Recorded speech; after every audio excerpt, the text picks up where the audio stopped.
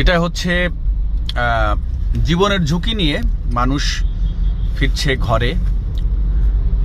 ঈদের উৎসবকেও হার মানাইছে এবার এই যে ভোটের উৎসব।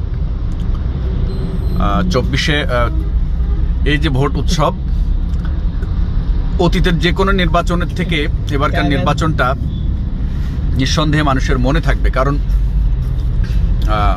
ঐতিহাসিক নির্বাচন হতে যাচ্ছে।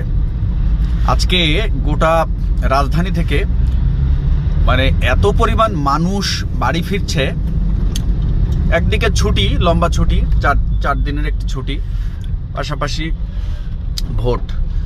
অনেকে চাইলে কিন্তু নাও যেতে পারতেন, তারপরও মানুষ যাচ্ছেন।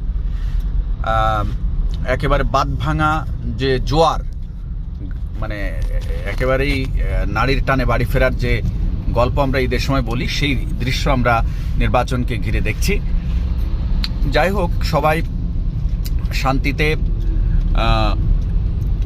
সুশৃঙ্খলভাবে ভোট দিতে যাবেন, ভোটের মাঠে যাবেন, সেই প্রত্যাশা। এবারকার ভোট যেন কোনো ধরনের সংঘাতে পরিণত না হয়। মানুষ আসলে শান্তি প্রিয় মানুষ। গুটি কয়েক মানুষের জন্য বিশৃঙ্খলা তৈরি হয়। যারাই বিশৃঙ্খলা করবে তাদের ধরে একেবারে সাইজ করবেন, এটা হলো বড় কথা। কারণ বিশৃঙ্খলা যারা করে তাদের সংখ্যা খুবই কম।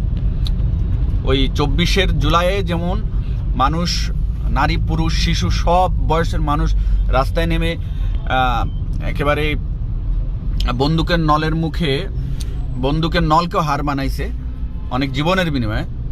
আশা করব এবার জীবন দরকার নেই, প্রতিবাদ করবেন। যারা নির্বাচনে বিশৃঙ্খলা তৈরি করতে চাবে তাদেরকেই রুখে দিতে হবে। প্রধান উপদেষ্টাও কিন্তু একই দাবি, একই ধরনের প্রতিশ্রুতি দিয়েছেন যে আইন শৃঙ্খলা বাহিনী প্রস্তুত রয়েছে, যে বিশৃঙ্খলা করবে তাদেরকে কঠোর শাস্তি দেওয়া হবে বা তাদের বিরুদ্ধে কঠোর অ্যাকশনে থাকবে আইন শৃঙ্খলা বাহিনী।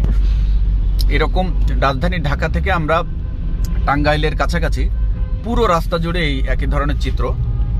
ভয়ঙ্কর জ্যাম,